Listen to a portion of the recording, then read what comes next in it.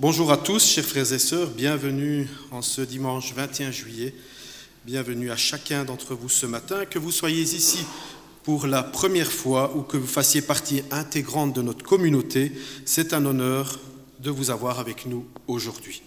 Si vous êtes parmi nous pour la première fois, soyez les bienvenus. Nous espérons que vous vous sentirez chez vous parmi nous. Si vous avez des questions, si vous souhaitez en savoir plus sur notre communauté, sachez que nous sommes disponibles à la fin du culte, le pasteur, les anciens. N'hésitez pas à venir nous rencontrer dans le hall d'entrée. Et si quelqu'un d'entre vous est parmi nous aussi et qui ne possède pas de Bible, c'est avec plaisir que l'Église offrira une Bible gratuitement. Bienvenue également aux internautes qui nous regardent sur notre chaîne YouTube. Chers frères et sœurs en Christ, aujourd'hui c'est la période des vacances, c'est une période estivale. Nous nous réjouissons de nous retrouver tous ensemble pour adorer notre Seigneur et approfondir notre foi, même au cœur de la saison des vacances. L'été est souvent synonyme de repos, de voyage et de moments passés en famille ou entre amis. C'est un temps précieux pour se ressourcer et profiter des beautés que Dieu a créées.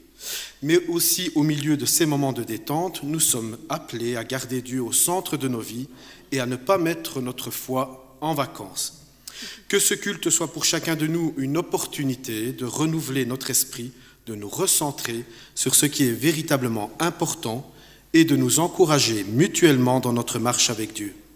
Que les chants que nous élèverons ce matin, que les prières que nous adresserons à Dieu et les enseignements que nous recevrons soient des sources de rafraîchissement spirituel pour chacun d'entre nous.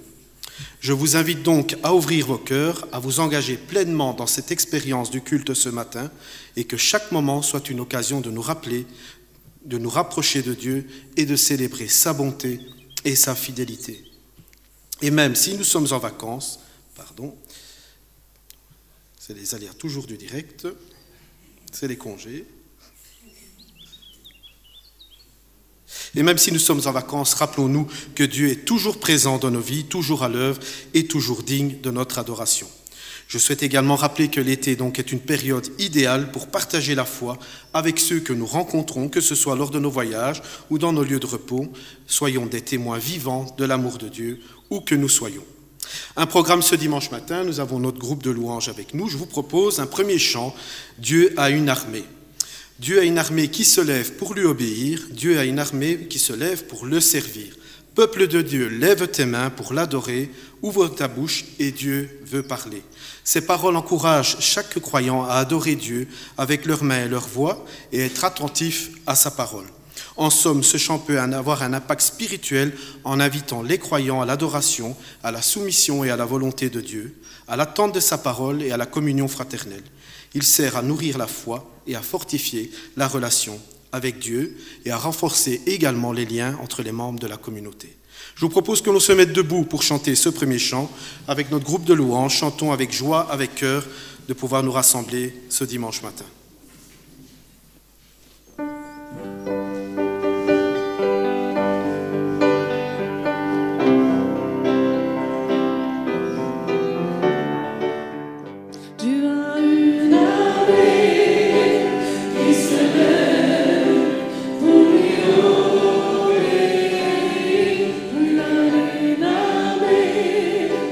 Qui se lève pour le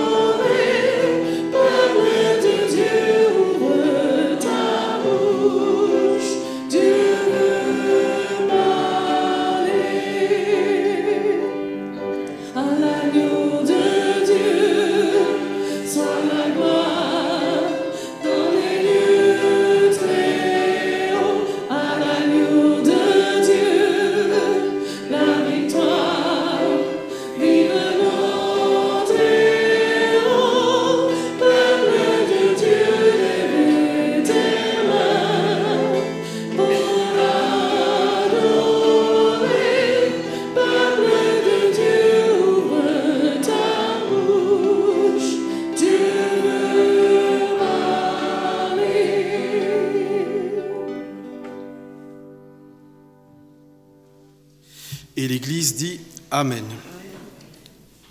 Chaque dimanche, nous ouvrons la Bible, la parole de Dieu, au culte.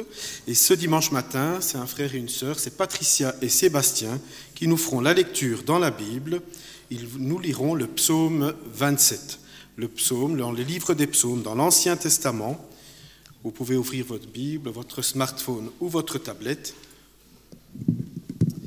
Le psaume 27 est un psaume de David qui exprime à la fois une grande confiance en Dieu et une profonde prière pour son secours. Il se divise en deux grandes parties. La première est une déclaration de foi et de confiance, et la seconde est une supplication pour l'aide divine. Je vais donc laisser Patricia et Sébastien nous lire le psaume 27. Bonjour à tous. Donc le psaume 27 de David. L'Éternel est ma lumière et mon salut. De qui aurais-je crainte? L'Éternel est le soutien de ma vie. De qui aurais-je peur? Quand des méchants s'avancent contre moi pour dévorer ma chair, ce sont mes persécuteurs et mes ennemis qui chancellent et tombent. Si une armée se campait contre moi, mon cœur n'aurait aucune crainte. Si une guerre s'élevait contre moi, je serais malgré cela plein de confiance. Je demande à l'Éternel une chose que je désire ardemment. Je voudrais habiter toute ma vie dans la maison de l'Éternel pour contempler la magnificence de l'Éternel et pour admirer son temple. Car il me protégera dans son tabernacle au jour du malheur. Il me cachera sous l'abri de sa tente. Il m'élèvera sur un rocher. Et déjà ma tête s'élève sur mes ennemis qui m'entourent. J'offrirai des sacrifices dans sa tente au son de la trompette. Je chanterai et je célébrerai l'Éternel. Éternel, écoute ma voix, je t'invoque. Aie pitié de moi et exauce-moi. Mon cœur te dit de ta part, cherchez ma face. Je cherche ta face, ô Éternel. Ne me cache point ta face, ne repousse pas avec colère ton serviteur. Tu es mon secours, ne me laisse pas, ne m'abandonne pas, Dieu de mon salut. Car mon père et ma mère m'abandonnent, mais l'Éternel me recueillera. Éternel, enseigne-moi ta voie, conduis-moi dans le sentier de la droiture à cause de mes ennemis. Ne me livre pas au bon plaisir de mes adversaires, car ils s'élèvent contre moi de faux témoins et des gens qui ne respirent que la violence. Oh, si je n'étais pas sûre de voir la bonté de l'Éternel sur la terre des vivants. Espère en l'Éternel, fortifie-toi et que ton cœur s'affermisse. Espère en l'Éternel. Amen. Amen. Merci à Patricia et Sébastien pour la lecture de ce psaume. En pratique, ce psaume nous invite à vivre sans peur. La foi en Dieu nous permet de vivre sans peur, même face à des défis majeurs. Reconnaître Dieu comme notre lumière et notre salut nous donne une assurance et une paix profonde. Il nous invite aussi à chercher la présence de Dieu dans nos vies. Il est crucial de cultiver une vie de prière et de recherche de Dieu, non seulement dans les moments de crise, mais comme un mode de vie. Il nous invite enfin à espérer en Dieu, apprendre à espérer en Dieu quand les réponses ne viennent pas immédiatement. Renforce notre foi et notre caractère. C'est un appel à la patience et à la persévérance. En conclusion, ce psaume 27 est un puissant rappel de la protection divine et de la nécessité de chercher activement la présence de Dieu dans nos vies. Il encourage une confiance totale en Dieu et une vie de prière fervente. Que Dieu nous bénisse tous et nous garde dans sa paix maintenant et pour toujours. Amen. Je vous propose d'entonner un second chant qui s'intitule « Mon cœur t'adore ». C'est un chant simple mais puissant qui rappelle aux croyants l'importance de l'adoration personnelle et sincère. En méditant sur la grandeur et la beauté de Dieu, et en laissant cette méditation transformer notre cœur, nous pouvons exprimer une adoration authentique et profonde envers notre Seigneur. Je vous propose que l'on se mette debout pour chanter ce second chant, Mon cœur t'adore.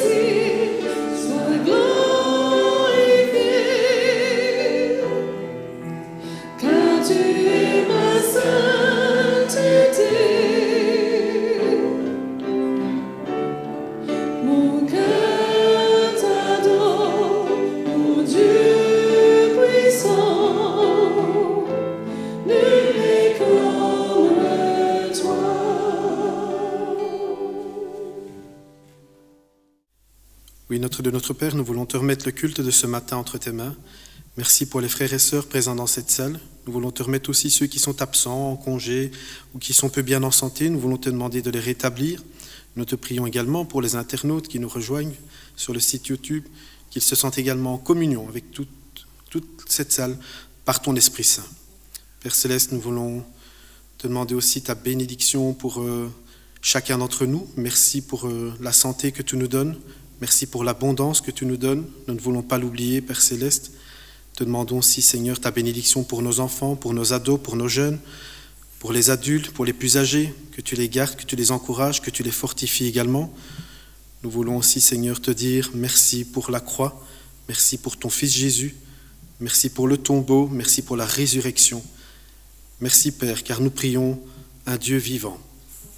Notre Dieu, nous voulons aussi te remettre entre tes mains toutes les églises qui ce matin, à travers le pays et à travers le monde, se rassemblent en ton nom pour te louer, t'honorer et te célébrer.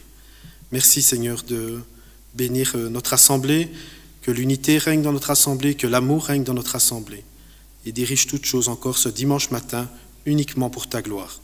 Dans le nom de Jésus, nous te prions. Amen. Je vous propose d'entonner un troisième chant. Pour la sélection des chants, nous essayons toujours de satisfaire le plus grand nombre en mettant un chant un peu plus ancien. Jésus te confie. C'est un chant un peu plus ancien, mais ô combien puissant. Jésus te confie une œuvre d'amour, utile et bénie, jusqu'à son retour. Cette sainte tâche veux-tu l'accomplir, pour lui sans relâche, sans jamais faillir. Prie, agis jour après jour, sans broncher, suis ton Sauveur avec amour, sois fidèle, obéissant, et le Maître te rendra ton travail puissant. Ce chant nous rappelle à une vie d'obéissance et de persévérance dans l'œuvre du Seigneur, en soulignant l'importance de la prière, de l'action et de la fidélité. Je vous propose que l'on se mette debout pour chanter ce chant. S'il y a des frères et sœurs qui ont du mal avec la position debout, ils peuvent bien entendu rester assis pour entonner ce chant.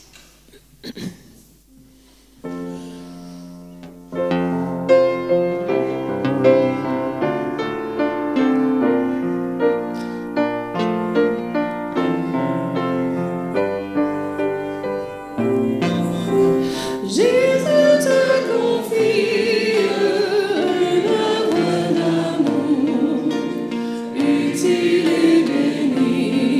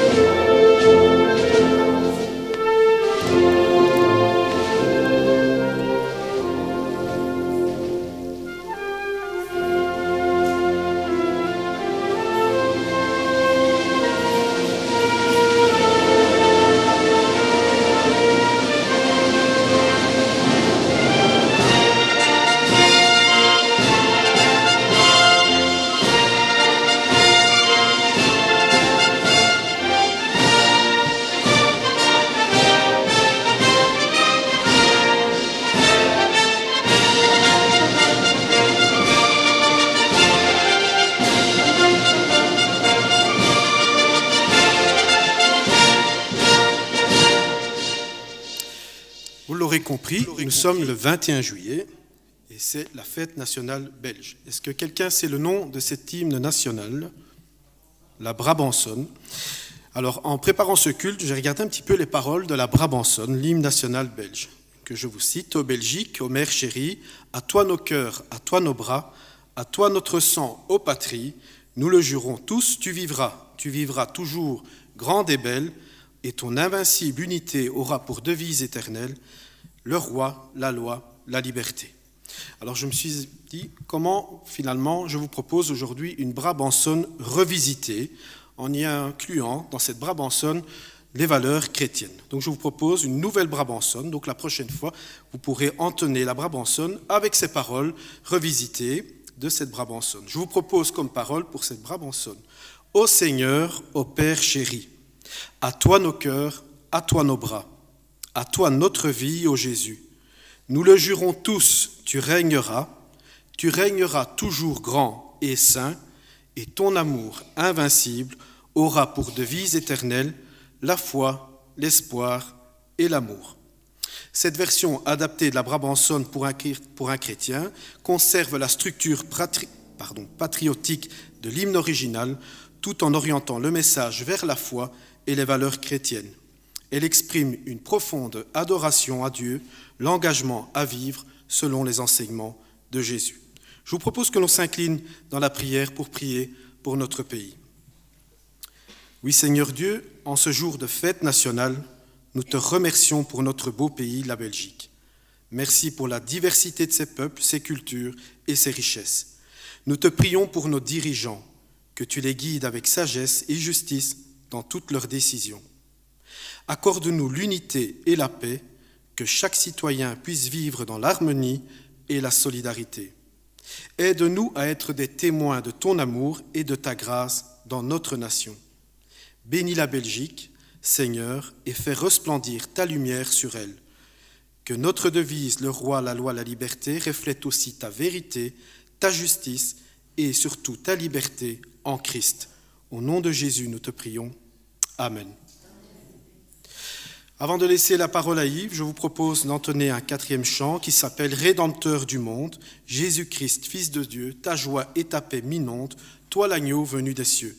Ce chant est une expression de louange, de gratitude et de reconnaissance envers Jésus en tant que Rédempteur du monde. Je vous propose que l'on se mette debout pour entonner ce chant. Je laisserai la parole après à Yves pour le message.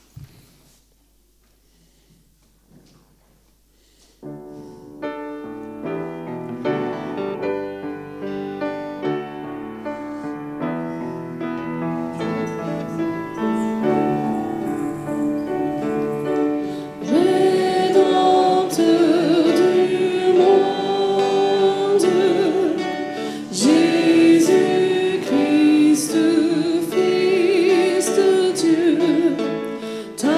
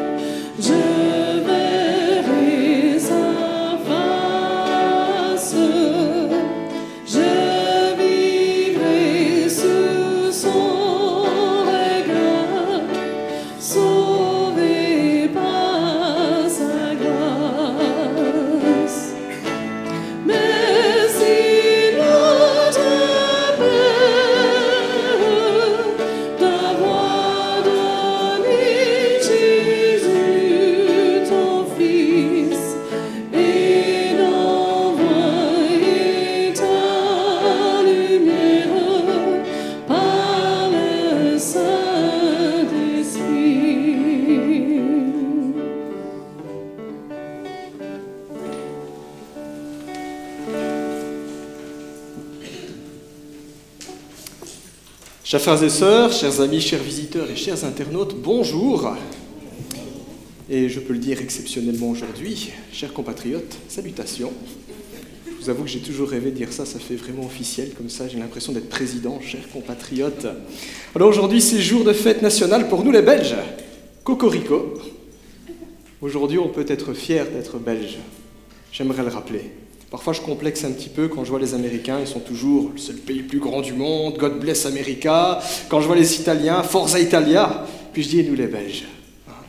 C'est jour de fête nationale, je pense qu'aujourd'hui, on peut dire « il y a de la fierté à être belge ». Nous vivons dans un beau pays, un pays prospère. Un petit pays, mais un grand peuple, avec une grande culture et une grande histoire. Et c'est une bénédiction pour nous de vivre ici en Belgique. Nous devons nous rappeler que c'est par la grâce de Dieu que nous sommes là. Quand on regarde ailleurs dans le monde comment ça se passe, bon, c'est pas que tous les pays sont moins bien que nous, mais on est bien lotis quand même. Et c'est aussi l'occasion pour nous, le jour de fête nationale, de se rappeler ça. Nous sommes bénis par le Seigneur. Le titre du message ce matin est « À quel chef se vouer ?» On va parler politique. Alors je dois vraiment faire gaffe parce que je suis ministre du culte et je n'ai pas le droit de défendre la moindre couleur politique.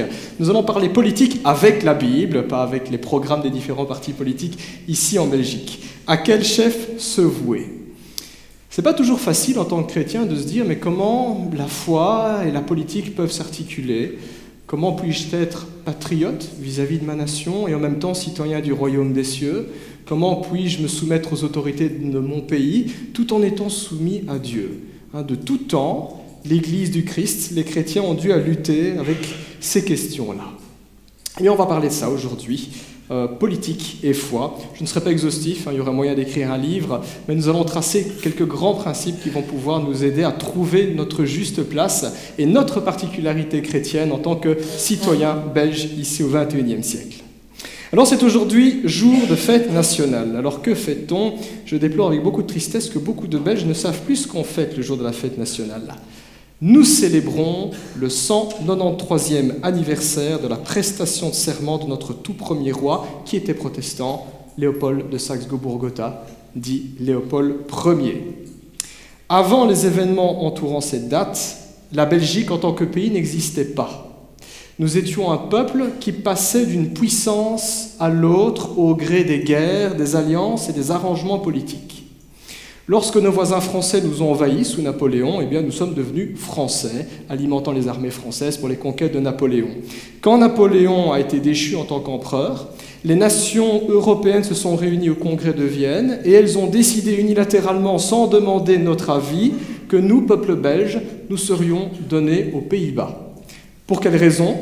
Eh bien, comme guise de compensation pour toutes les pertes économiques que les Pays-Bas avaient subies en faveur de l'Angleterre. Donc, le peuple belge simplement servi de lot de consolation. Le roi de l'époque, le roi des Pays-Bas, Guillaume d'Orange, en pleine révolution industrielle, en a profité pour moderniser notre pays. Il s'est rendu compte qu'en Belgique, il y avait beaucoup de fer et beaucoup de charbon. Il a donc industrialisé le pays. Donc, la domination hollandaise n'a pas été que mauvaise pour notre nation.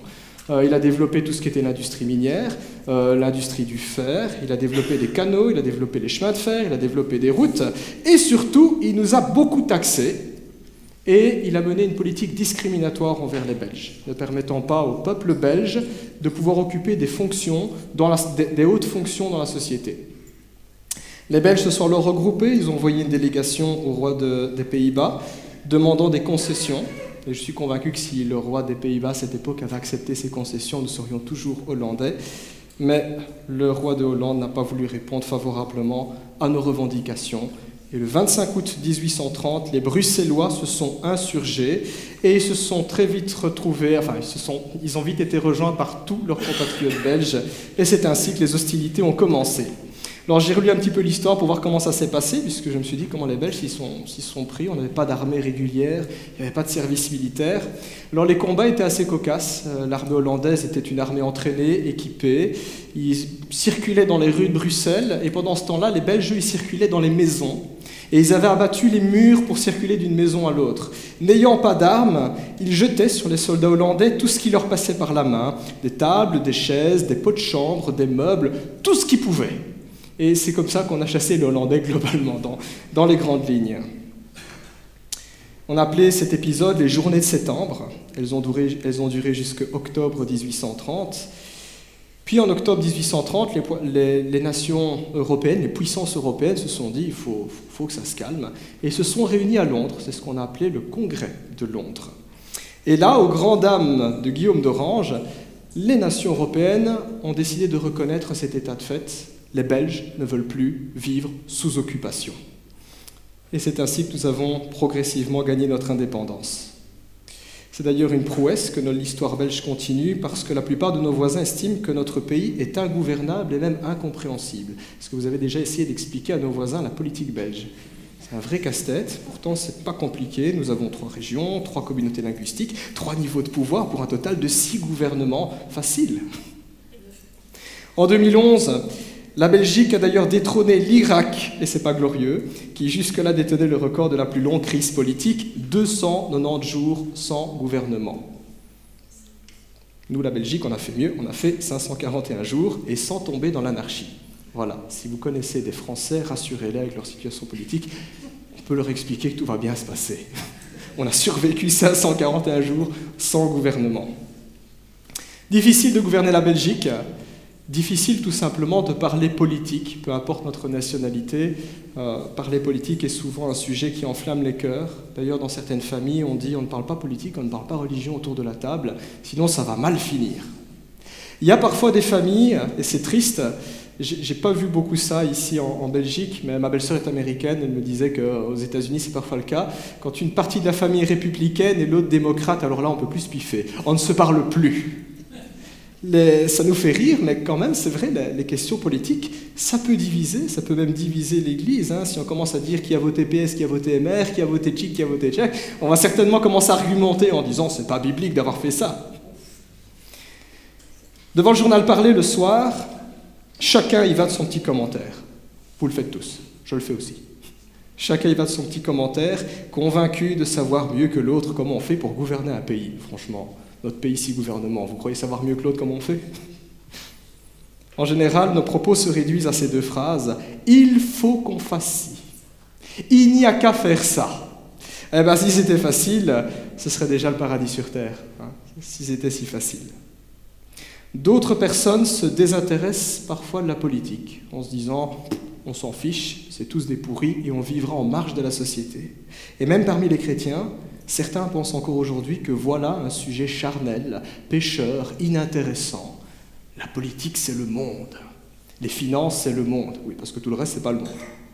Certains chrétiens décident donc de ne pas prêter serment, pas de fonction dans la police, pas de fonction dans l'armée, on ne va pas voter, on vit en marge. Il y a toute une frange du protestantisme, les Amish par exemple, parmi les Ménonites, qui ont choisi de vivre de cette manière-là. On ne se mêle pas, on ne se mêle pas. Ils ont des arguments bibliques, ils ont des versets. Ceux qui ne pensent pas pareil ont aussi des arguments et ont des versets. On réalise que lorsque l'on parle de politique et de la manière dont ça s'articule avec l'Évangile, avec notre vocation chrétienne, c'est pas facile. C'est pas facile. Il y a 2000 ans, dans l'Épître aux Romains, c'est là où nous allons ouvrir notre Bible ce matin, il y a 2000 ans, l'apôtre Paul écrivit une lettre à ces chrétiens qui vivaient à Rome, qui vivaient dans la capitale du plus vaste empire, de l'empire le plus puissant de cette époque-là.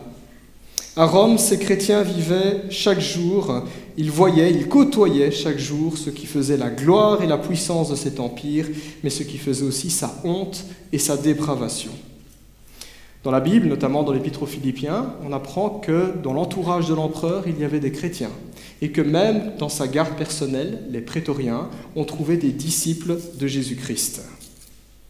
À ces chrétiens qui, comme nous, vivaient en tension sous l'autorité d'un État païen, tout en voulant obéir à Dieu, le Seigneur donnera quelques instructions, quelques éclaircissements, quelques principes. Et c'est ce que je vous invite à découvrir ou à redécouvrir ce matin. Que dit la Bible sur l'articulation entre la foi et la politique ? Nous ouvrirons donc notre Bible ce matin dans Romains chapitre 13, et nous lirons les 7 premiers versets. Alors voici ce que nos frères et sœurs en Christ ont entendu de la part du Seigneur il y a 2000 ans sous l'Empire romain. Et vous allez voir, les principes s'appliquent toujours pour nous, les petits Belges, au XXIe siècle. Nous lisons ceci, Romains chapitre 13, verset 1. Que chacun se soumette aux autorités qui nous gouvernent. Car toute autorité vient de Dieu, et celles qui existent ont été établies par Dieu. C'est pourquoi celui qui s'oppose à l'autorité résiste à l'ordre que Dieu a établi, et ceux qui résistent attireront une condamnation sur eux-mêmes. En effet, on n'a pas à craindre les magistrats quand on fait le bien, mais quand on fait le mal. Veux-tu ne pas avoir à craindre l'autorité? Fais le bien, et tu auras son approbation, car le magistrat est serviteur de Dieu pour ton bien. Mais si tu fais le mal, sois dans la crainte. En effet, ce n'est pas pour rien qu'il porte l'épée, puisqu'il est serviteur de Dieu pour manifester sa colère en punissant celui qui fait le mal. Il est donc nécessaire de se soumettre aux autorités, non seulement à cause de cette colère, mais encore par motif de conscience. C'est aussi pour cela que vous payez des impôts, car les magistrats sont des serviteurs de Dieu qui s'appliquent entièrement à cette fonction. Rendez à chacun ce qui lui est dû, l'impôt à qui vous devez l'impôt, la taxe à qui vous devez la taxe, le respect à qui vous devez le respect, l'honneur à qui vous devez l'honneur. Amen. Nous allons prier. Seigneur, nous te rendons grâce pour ta parole et nous te rendons grâce aussi pour les éclaircissements que tu nous prodigues ce matin. Nous voulons considérer le privilège que nous avons de vivre ici dans ce pays prospère, dans cet état de droit, dans cette démocratie. Nous voulons, Seigneur, te demander de nous aider à comprendre ta parole afin de vivre en bons citoyens et en bons chrétiens. Au nom de Jésus. Amen. Nous avons ici un texte qui est très riche, qui a fait couler beaucoup d'encre dans l'histoire de l'Église. Les théologiens l'ont décortiqué. Il y a eu beaucoup de spéculations, de rédactions, de conseils qui ont été prodigués à la lumière de ce texte. Je ne vais pas faire une synthèse de tout ce qui a été dit ces 20 derniers siècles, mais vraiment aller à l'essentiel. 3 principes à comprendre de la parole de Dieu ici. 3 principes tout simples à comprendre. Et le premier principe est le suivant. Toute autorité vient de Dieu. Et quand la Bible parle des autorités ici, elle parle des autorités du gouvernement. Toute autorité vient de Dieu. C'est un texte sans équivoque, parfaitement clair. Ce n'est pas difficile à interpréter ou à comprendre. Dieu ordonne à tous les chrétiens de se soumettre aux autorités du pays dans lequel ils vivent, tout simplement. Cette semaine, c'est la fête nationale. Le mois dernier, c'était les élections fédérales, régionales et européennes. Les résultats des élections sont tombés. Et cette semaine, nous avons tous entendu la composition du nouveau gouvernement wallon et la composition du nouveau gouvernement pour la Fédération Wallonie-Bruxelles. Dans la foulée, ce sont également toute une série de décrets qui ont été promulgués. Et ce n'est pas des demi-mesures qui ont été prises. Le quotidien des Belges va être bousculé par rapport à tout ce que nous avons connu ces dernières décennies. C'est des décrets très forts. Ce qui n'a pas manqué de ruer dans les brancards.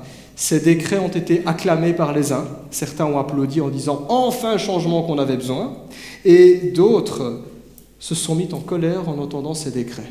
Scandaleux, discriminatoires. Les journaux parlent peut-être de grève, de manifestations à partir du mois de septembre. Dézoomons sur le plan fédéral, tout le pays. C'est un certain Bart de Wever, numéro 1 de la NVA, qui est en train de former notre futur gouvernement. Celui qui était encore récemment désigné dans les médias comme l'ennemi numéro 1 des francophones, et je me souviens encore aux dernières élections, toutes les parodies qui ont été faites dans nos médias ici en Wallonie, celui-là s'apprête à devenir notre futur Premier ministre. Qui l'aurait cru il y a 5 ans? Qui l'aurait cru il y a 5 ans? Ainsi, 2024 marque dans la volonté de Dieu un nouveau chapitre dans l'histoire politique de notre pays. Et Dieu voulant, des chapitres, il y en aura encore avec toutes ces péripéties. Ce n'est pas impossible avec 6 gouvernements. Certainement que face à ces décrets, selon la situation où vous êtes, selon vos convictions politiques, selon votre situation professionnelle, si vous êtes enseignant ou pas, ou parent, certainement que ces décrets, certainement que les noms des partis, les noms de nos politiques suscitent en vous des sentiments mitigés. Mais avant d'avoir la moindre parole, la moindre pensée en bien ou en mal, souvenons-nous que Dieu, dans sa parole, nous enjoint à nous soumettre à ceux qui aujourd'hui sont au pouvoir par voie démocratique. Et ça, c'est une chose difficile, il faut avouer. Se soumettre aux dirigeants d'un État, aux dirigeants de notre pays, c'est difficile. Parce que peu importe nos convictions politiques, quand il est question du mot « soumission », nous voyons souvent une menace pour notre liberté. En fait, quand on y réfléchit, par nature, nous n'acceptons d'autres chefs que nous seuls. Et ça se vérifie chaque fois que nous sommes devant notre petit écran et qu'on commence à donner notre petit commentaire sur tel ou tel homme politique. C'est ce qu'exprime en réalité chaque jour le péché. Quand nous péchons, c'est une manière de dire « je refuse l'autorité de Dieu ». Et quand bien même je voudrais me soumettre à Dieu, je réalise que je continue à pécher. À pécher. Parce que même quand on veut soumettre à Dieu, on n'y arrive pas. On n'y arrive pas. Alors si c'est déjà si difficile de se soumettre à Dieu, le Créateur, à combien plus forte raison ça doit être difficile de se soumettre à ces hommes en costume qui nous gouvernent. Pourtant, c'est bien ce que la Bible nous demande, nous soumettre à eux. La Bible précise même que s'opposer à eux, c'est résister à l'ordre établi par Dieu. C'est ce que nous dit le verset 2, c'est quand même fort. Résister au gouvernement, c'est résister à l'ordre voulu par Dieu. Alors tout de suite, quand on entend ce verset-là, il y a des alarmes qui se mettent en route dans notre tête. On pense à Louis XIV, le roi absolu de droit divin. Alors il faut quand même nuancer. Je n'ai pris que Romains 13, il y a d'autres passages dans la Bible qui traitent de cette question. Mais quand Dieu nous dit que résister aux autorités, c'est nous opposer à l'ordre voulu par Dieu, ça ne veut pas dire que nos autorités peuvent faire tout ce qu'elles veulent. Ça ne veut pas dire que dans toutes les décisions qu'elles vont prendre et qu'elles vont faire exécuter, dans toutes les lois qu'elles vont voter, ça ne veut pas dire que Dieu approuve, que Dieu applaudit et que Dieu va bénir. Mais ça veut dire au minimum que Dieu leur reconnaît le droit d'exercer un pouvoir sur leur peuple. C'est ça que ça veut dire. Dieu leur reconnaît ce droit, cette fonction, ce rôle précis. Maintenant, ils sont responsables, comment ils vont administrer, comment ils vont gérer leur autorité. Mais Dieu leur reconnaît cette autorité. C'est comme des parents dans une famille, Dieu leur reconnaît le rôle de papa et de maman. Ça ne fait pas d'eux forcément des bons ou des mauvais parents, mais Dieu leur reconnaît cette position-là.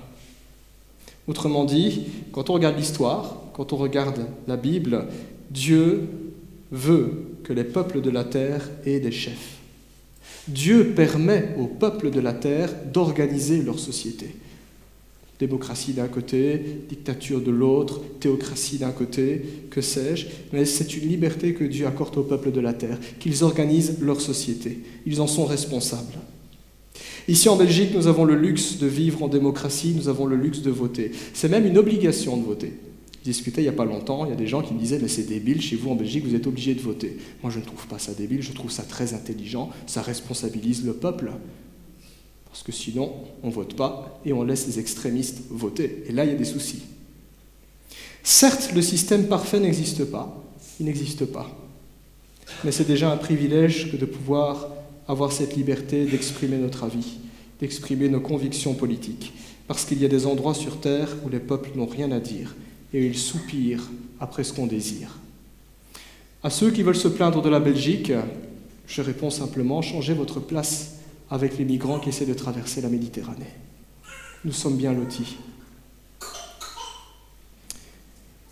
Il y a 2000 ans, les chrétiens qui reçurent cette lettre de la part de l'apôtre Paul ne vivaient pas en démocratie. Ils vivaient sous l'autorité de l'Empire romain. C'était un pouvoir violent et absolu, symbolisé par ces légions. Les légions étendaient les frontières, les légions préservaient l'ordre avec le glaive et avec le pilum. Quiconque désobéissait à Rome était crucifié, décapité, jeté en prison. Ce pouvoir totalitaire était incarné dans la personne de l'empereur, à qui, il y a 2000 ans, on devait dire « César est Seigneur », jeter de l'encens devant sa statue, l'empereur divinisé.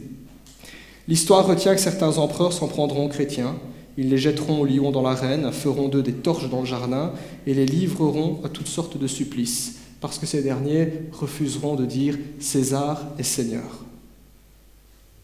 Les gouvernements de la terre sont en réalité à l'image des sociétés humaines, à l'image de chacun d'entre nous, capables du meilleur et capables du pire parce que nous sommes pécheurs. C'est donc une utopie de croire que tel parti politique, tel leader politique résoudra tous les problèmes.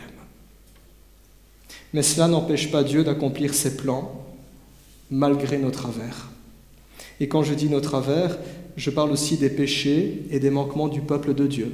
Parce que l'histoire de l'Église regorge de choses qui sont magnifiques et qui sont louables, mais des histoires sombres Par exemple, dans notre histoire protestante, nous avons des épisodes d'antisémitisme aussi.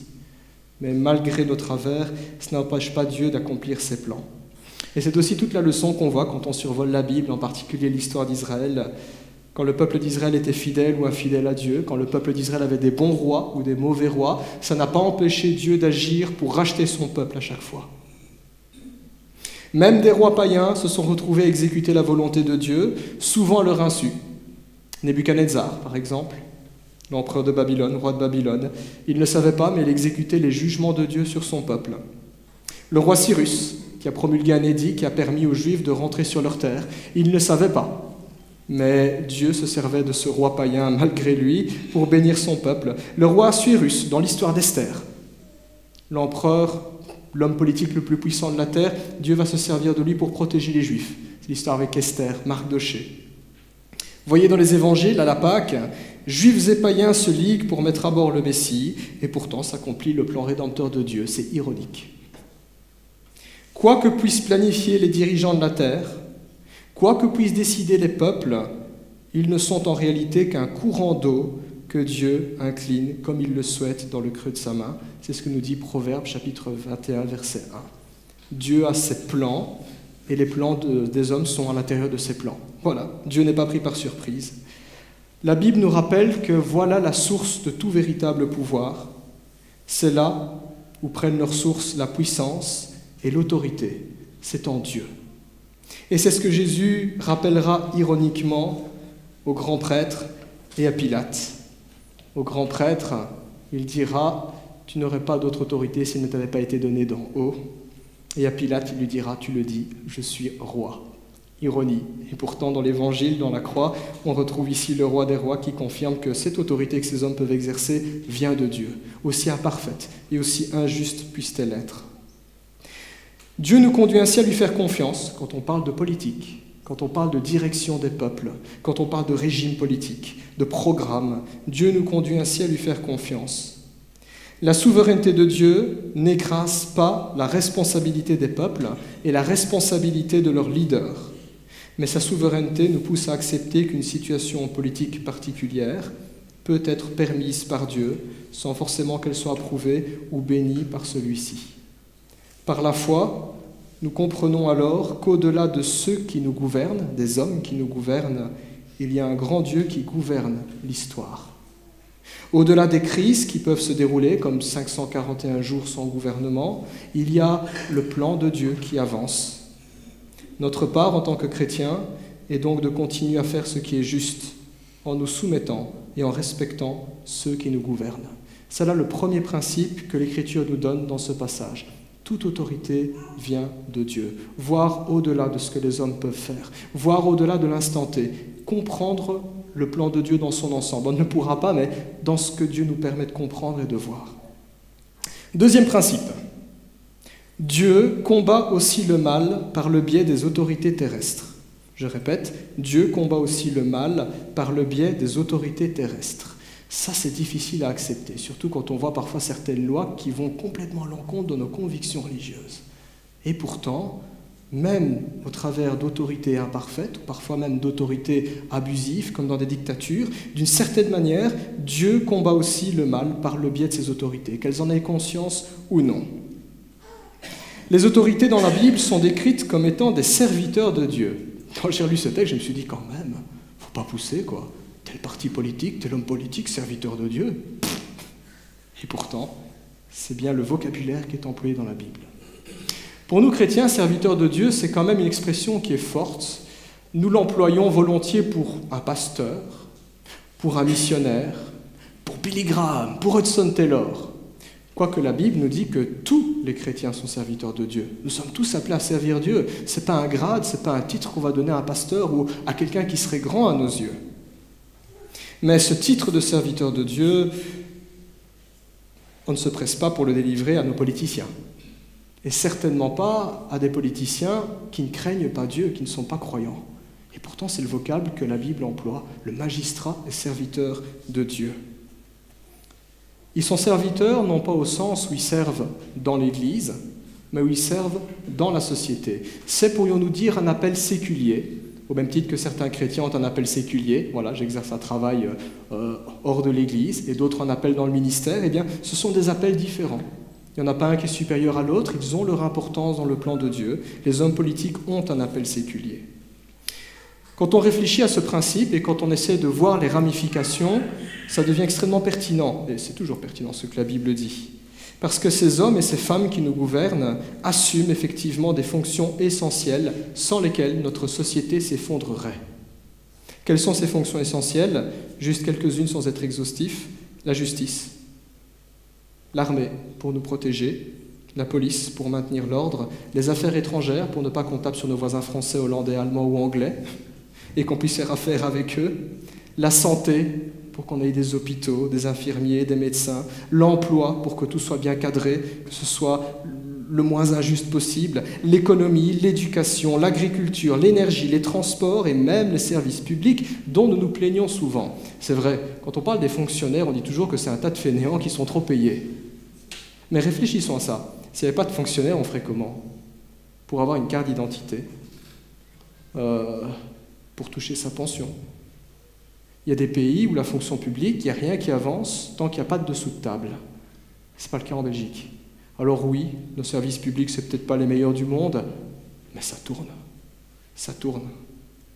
Toutes ces structures étatiques, toutes ces fonctions essentielles permettent tout simplement à la civilisation de perdurer.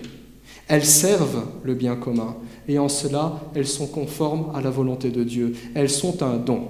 Dites-vous ça la prochaine fois que vous allez à la commune, au service public, et que vous faites la file. C'est un don de Dieu. Merci Seigneur qu'il y ait des services publics quand même. Certes, aucun ministre, aucun chef d'État ne pourra nous satisfaire pleinement. Oui, c'est vrai, il y a parfois des incompétents qui y vont au pouvoir. Oui, c'est vrai, il y a parfois des hommes perfides qui montent au pouvoir. Et oui, c'est vrai, quand on trouve un homme politique qui est compétent et qui est dévoué, il ne reste pas au pouvoir éternellement. On ne sera jamais satisfait en politique. En réalité, le seul chef qui soit parfaitement à la hauteur, c'est Jésus. Il est compétent. Ou pour prendre le vocabulaire biblique, il est tout-puissant, peut tout faire, toute compétence. Il est dévoué. La Bible le présente comme le serviteur, celui qui donne sa vie pour son peuple, pour l'Église. Il est éternel. La mort ne peut pas le retenir. Mais en attendant la venue de son règne, et c'est pour ce règne que nous prions dans le Notre Père, que ton règne vienne, en attendant la venue de son règne, force est de constater sur terre que n'importe quel gouvernement ici-bas vaut mieux que l'anarchie. Je répète, n'importe quel gouvernement ici-bas vaut mieux que l'anarchie. Dans la Bible, il y a tout un livre qui traite du thème de l'anarchie, et ce livre dans la Bible, c'est le livre des juges. Vous avez la description d'un peuple livré à lui-même, sans roi, sans foi, sans Dieu. Vous avez le peuple qui fait ce qu'il veut, il tombe dans la misère, il crie à Dieu, Dieu envoie un leader, tant que le leader est vivant, tout se passe bien, le leader meurt, ça recommence. Et vous avez ce cycle qui va de pire en pire. Et le livre des juges se clôture avec un constat. Et le constat est le suivant, en ce temps-là, il n'y avait pas de roi et chacun faisait ce qui lui plaisait. En tant que serviteurs de Dieu, les autorités de la terre existent ainsi pour réfréner le mal. Ils votent des lois, ils exercent la justice, ils exécutent le droit, c'est ce qu'on appelle les trois fonctions d'un État, tout simplement. Nous reconnaissons ainsi dans l'existence des États et de leur gouvernement un don de Dieu aux hommes. Aussi imparfaits soient-ils, ils sont quand même des moyens qui permettent de réfréner le mal. Mais comme tout don, il nous appartient d'en faire bon usage, car il n'y a rien de pire que le pouvoir entre des mains viles. Le problème n'est donc pas la politique, le problème, c'est le péché. Sur ce principe, Dieu reconnaît ainsi aux autorités le droit de réguler le comportement de leurs citoyens, quitte à les punir. Alors on n'aime pas parler de punition, quand je parle de punition, mes enfants ils n'aiment pas, et maintenant devenu adulte, quand je reçois un PV, parfois je ne suis pas content, mais c'est comme ça. La Bible reconnaît ce droit à ceux qui nous gouvernent.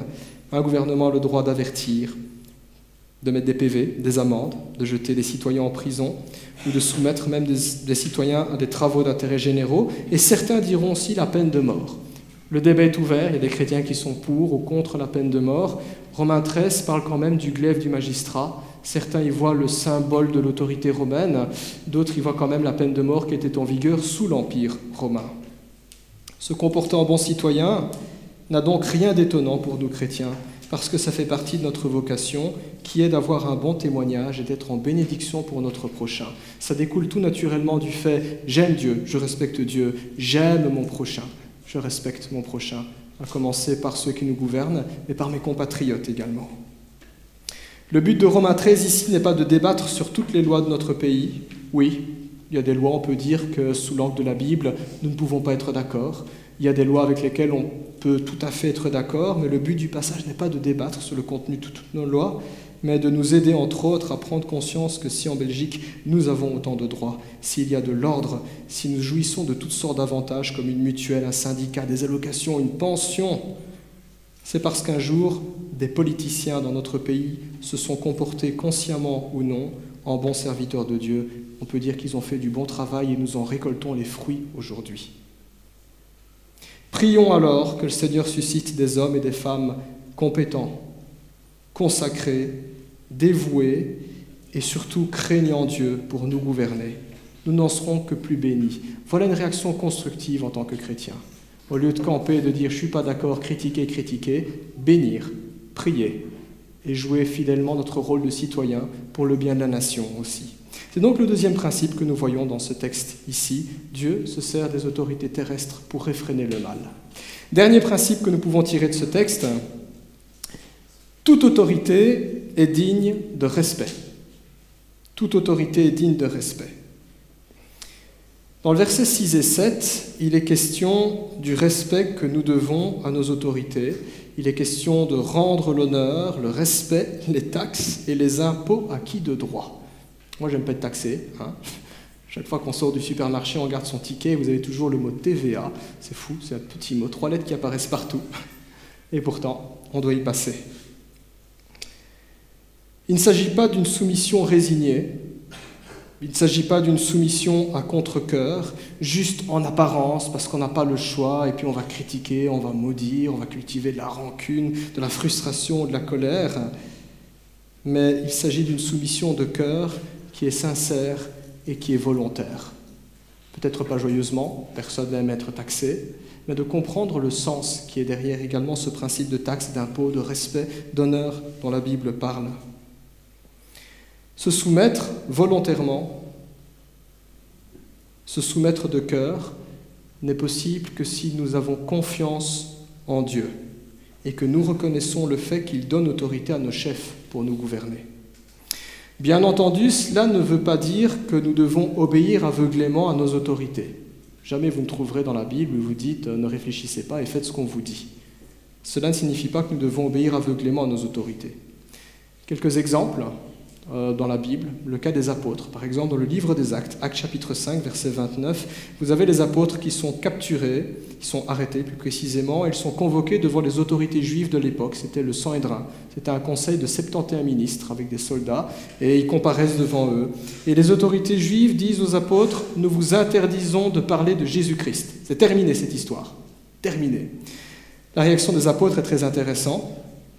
Ils répondent respectueusement. Ça veut dire qu'ils ne cherchent pas à provoquer des troubles publics, ils ne cherchent pas à soulever la population, à prendre les armes, à manifester, ils n'insultent pas, ils ne méprisent pas leur chef, mais ils leur répondent respectueusement qu'ils ne peuvent pas taire ce qu'ils ont vu et entendu, tant cela est extraordinaire. Ce serait comme avoir trouvé la formule pour guérir le cancer. Et on nous dirait, mais vous taisez, vous le gardez pour vous. Là, nous avons le remède contre le péché, contre la mort. Nous avons l'évangile, on ne peut pas le taire. Ils répondront qu'ils n'ont d'autre choix que d'obéir à Dieu plutôt qu'aux hommes. C'est le principe d'agir conformément à sa conscience. Agir conformément à sa conscience.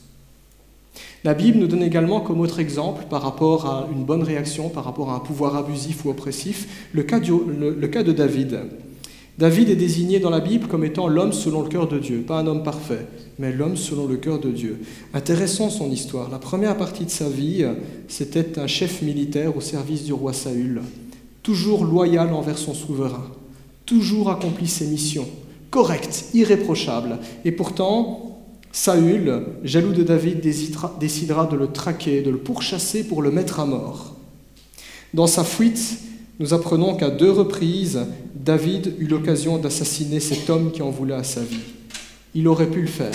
ça n'aurait été que légitime défense, c'est ce qu'on dirait aujourd'hui, légitime défense. Bien plus, Dieu l'avait appelé à devenir roi à la place de Saül, donc il aurait accéléré la parole de Dieu simplement.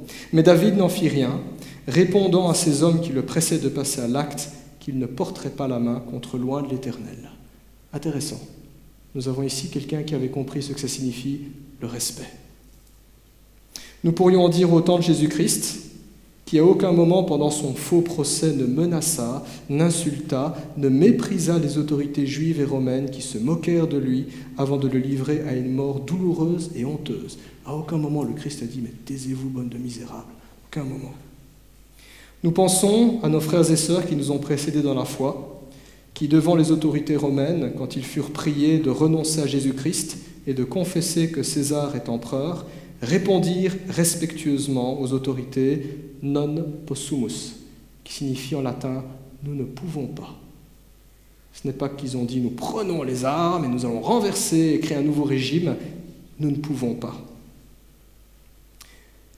La loi de Dieu passe avant la loi des hommes. Celui qu'il faut craindre, nous rappelle la Bible, n'est pas celui qui ne peut que faire mourir le corps, mais celui qui a le pouvoir de jeter les âmes en enfer. Si en tant que chrétiens nous devions un jour résister, jamais la violence, jamais la haine, jamais la vendetta ne peut être notre réponse face à un pouvoir oppressif. Car ce n'est jamais par le mal qu'un chrétien combat le mal, mais il le surmonte toujours en faisant ce qui est juste, ce qui est bien. Le respect et la reconnaissance de ceux qui gouvernent, et je terminerai par cela, implique aussi un devoir que nous n'apprécions pas toujours, je l'évoquais tout à l'heure avec la TVA, mais un devoir qui n'en demeure pas moins vital pour assurer le bon fonctionnement de l'État, et ce devoir, c'est les taxes et les impôts. Dans le livre des Proverbes, Dieu met en garde les chefs d'État, il les met en garde du danger de surtaxer le peuple. Je n'ai plus la référence, mais dans le livre des Proverbes, il est précisé que ça peut susciter le mécontentement du peuple. C'est ce qui s'est passé pour la Révolution belge, et pour d'autres États aussi. Donc l'État est responsable aussi des décisions qu'il prend. Mais le principe de faire voter des taxes ou des lois, c'est biblique.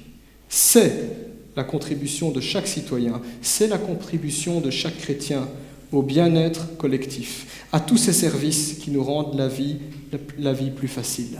Et nous sommes invités à ne pas perdre de vue cela. Certains partis politiques promettent monts et merveilles. En entendant ces promesses, et je ne citerai pas les noms des partis, je me suis posé la question, l'argent va venir d'où ? L'argent doit bien venir de quelque part. Les impôts, les taxes, ça sert à ça. Ça a un fondement biblique. Ça ne veut pas dire que les impôts et les taxes seront toujours bien gérés. La Bible n'aborde pas cette question. Ça, c'est la responsabilité de ceux qui nous gouvernent. Ils rendront des comptes à Dieu pour ça. Mais le principe des impôts et des taxes, c'est biblique. C'est biblique. Chercher par tous les moyens à s'extraire de ce devoir civique, comme travailler en noir, comme ne pas tout déclarer, comme chercher à magouiller, revient à voler l'État et surtout à négliger nos devoirs chrétiens aussi. Et je sais que dans nos églises, et même parmi des chrétiens, certains s'accommodent bien volontiers de ce genre de méthode. C'est mal, c'est un péché. Trois principes donc simples à comprendre qu'on peut retirer de Romains 13. 3 principes, c'est que toute autorité vient de Dieu. Dieu se sert des autorités pour réfréner le mal, malgré leur imperfection, et Dieu nous appelle à respecter les autorités de notre pays. En conclusion, la politique est un sujet qui a toute son importance dans la Bible. S'intéresser à la politique, mieux comprendre les enjeux politiques, nous permet de prier plus précisément, plus intelligemment, mais aussi d'agir en conséquence d'une manière qui glorifie le Seigneur.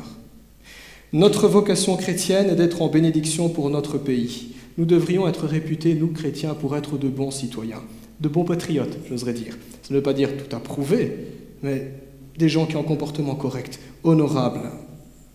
Cela passe par le fait de prendre sa place dans la société, d'aider nos autorités et d'avoir un bon témoignage. Dans cette société qui est en perpétuel changement, et le changement va de plus en plus vite, Déjà, je ne suis pas très vieux, j'ai dans la trentaine, je me dis, bon sang, ça change très vite, il y a 10 ans d'ici, ce n'était pas pareil. Je n'ose même pas imaginer combien mes aînés doivent se sentir bousculés face à tous les changements de la société. Dans cette société en perpétuel changement, l'Église a un rôle qui demeure le même, celle de la terre et lumière du monde. L'Église n'a pas pour vocation de gouverner. Alors ça peut paraître évident pour la plupart d'entre nous, mais je dois le dire parce que malheureusement, dans nos milieux évangéliques, cette idée-là ne fait plus l'unanimité. De plus en plus de chrétiens au niveau mondial, dans les chrétiens évangéliques, sont convaincus que l'Église a pour mission de gouverner le monde. Ils disent que c'est ça la mission que Jésus-Christ nous a donnée. On les appelle la nouvelle réforme apostolique. Ce n'est pas le programme de l'Église. Le programme de l'Église n'est pas politique, il est spirituel. C'est le changement des cœurs par l'Évangile, le changement des mentalités. Gouverner, ce n'est pas l'affaire de l'Église. L'Église ne gouverne pas, mais la présence de l'Église, le discours de l'Église, le comportement des chrétiens doit rappeler à l'État, doit rappeler au gouvernement qu'il existe une autorité suprême devant laquelle nous comparaîtrons tous un jour, et cette autorité, c'est Dieu, c'est Jésus-Christ. C'est là notre spécificité. Nous rappelons à l'État cela. Nous prions pour l'État. Nous prions pour nos compatriotes. Puisque notre bien-être est lié aux décisions de nos autorités, prions alors pour nos chefs, afin que nous puissions continuer à vivre en paix, comme nous l'exhorte la parole de Dieu. Amen. Je vous invite à prier. Seigneur, merci pour ta parole, la Bible, pour ce texte que nous avons lu dans Romains 13. Nous confessons que ce n'est pas facile à accepter, se soumettre à des autorités, et qui plus est des autorités qui ne sont pas toujours chrétiennes. Seigneur, nous confessons que c'est parfois difficile d'être d'accord avec les décisions, les décrets, les lois, les circulaires qui sont décidées, qui sont écrites, rédigées ou appliquées dans la société. Mais nous voulons, Seigneur, reconnaître qu'effectivement, aussi imparfait soit notre système, il y a quand même du bon, et tu te sers, Seigneur, de cela pour continuer à nous bénir et à faire obstacle au péché dans la création. Seigneur, apprends-nous à avoir suffisamment de respect pour toi, en respectant aussi les autorités que tu établis dans notre pays. Nous te remercions pour tout ce que nous avons et tout ce dont nous pouvons jouir ici en Belgique. Nous sommes bien lotis et nous prenons conscience qu'ultimement, tout cela est permis par toi et tout cela est donné par toi. Comme tu nous le demandes dans ta parole, nous prions pour ceux qui nous gouvernent, en te demandant que tu puisses susciter des hommes et des femmes pleines de sagesse, pleines de dévouement, des personnes, Seigneur, qui pourront prendre de bonnes décisions. Nous prions que dans nos églises aussi, Seigneur, si des frères et des sœurs ont à cœur de se lancer dans la politique, tu les accompagnes, que tu les préserves de résister à la tentation, à des pots de vin, que tu les gardes intègres et que tu te serves d'eux pour être en bénédiction pour un plus grand nombre, Seigneur. Nous prions aussi, Seigneur, pour la composition d'un gouvernement. Tu vois que nous n'en avons toujours pas ici en Belgique, alors nous voulons faire notre rôle. Nous voulons aussi te prier pour cela, en te demandant de bénir les démarches, qu'un gouvernement puisse être constitué rapidement et un bon gouvernement, Seigneur. Nous te rendons grâce pour notre pays et nous te demandons de nous aider à vivre ta parole et à être en bénédiction. Au nom de Jésus. Amen.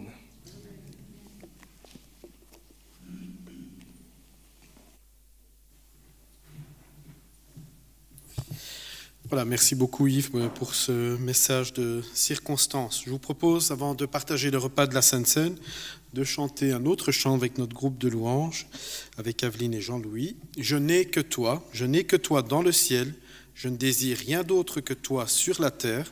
Si je suis faible ou même si je tombe, Dieu est le soutien de mon cœur. Je n'ai que toi est un chant qui célèbre la dépendance totale à Dieu, sa fidélité et son réconfort.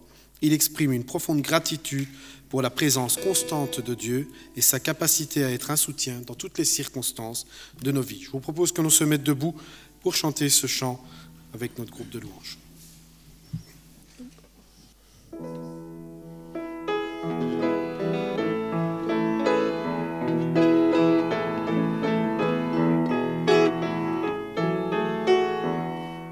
Je n'ai que toi dans le ciel, je ne désire rien d'autre que toi sur la terre.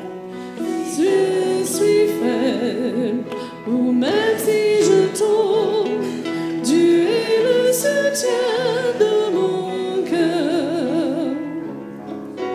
Dieu, tu es le soutien de mon cœur, mon héritage et mon plus grand bien.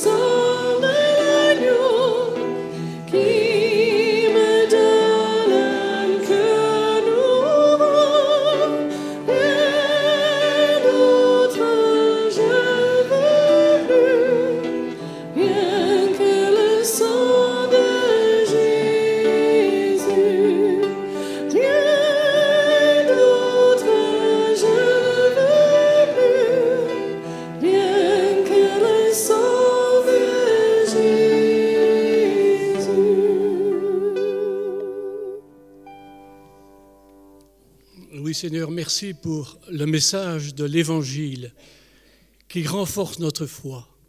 Merci, Seigneur, parce que tu es le Fils de Dieu qui est venu, Seigneur, et qui a été crucifié sur la croix pour nous donner une espérance qui est la vie éternelle. Merci pour le message de l'Évangile qui nous renforce, Seigneur, dans notre foi. Amen.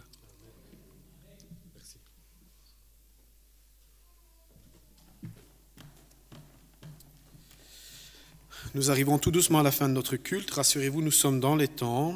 Je vous propose d'entonner un avant-dernier chant qui s'intitule « Je crois en Jésus ».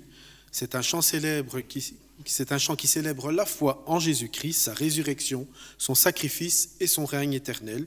Il exprime une confiance profonde en Jésus comme lumière, guide et sauveur et invite les croyants à lui rendre grâce pour son amour et sa bonté.